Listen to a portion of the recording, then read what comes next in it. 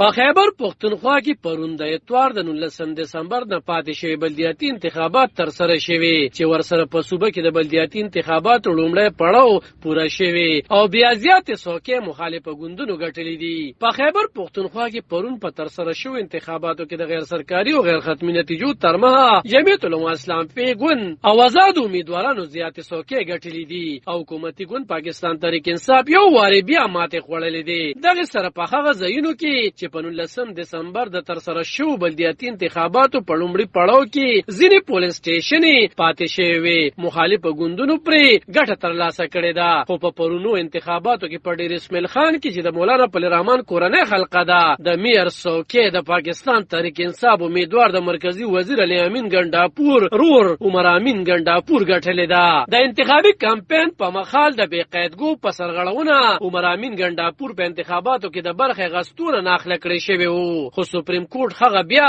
بیرته خل ګرځولې وو. خبريال او سیړونکو شمس مومن وایي چې په ډیر اسماعیل خان کې د وړاندې نه داسې تورونه لګېدلي وو چې هلته حکومتي ماشینري استعمالېږي نو ظاهره ده هغې نتیجې به خو هلته راتلې. هغه وویل چې د پاکستان تحریک انصاف چې په خیبر پښتونخوا کې حکومت دی په صوبه کې په دویم پړاو کې به معلومه شي چې هلته نتیجې څنګه راځي. خو نوموړی زیاتوي چې په صوبه کې چې په دویم پړاو کې په کومو ضلعو کې انتخابات کېږي نو په دغو ضلعو کې ټول سیاسي ګوندونه فعالیتونه او ځای لري. هغه زیاته کړه چې دا ویل په خپل ځای وو چې په صوبه کې په لومړي پړاو کې په کومو ضلعو کې بلدیاتي انتخابات ټاکل شوي وو. د پاکستان تحریک انصاف ګوند دا خیال وو چې دغلته دوی اکثریت لري او ګټه به وکړي خو د دوی دغه خیال ناکامه شو.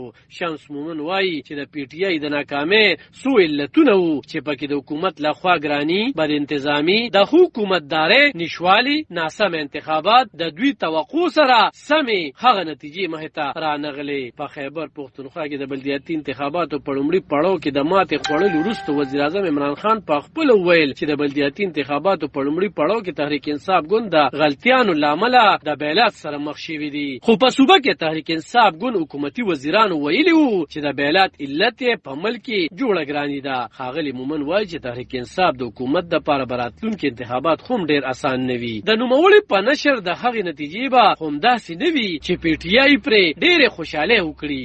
علب خان شیرپو دلبر نیوز 400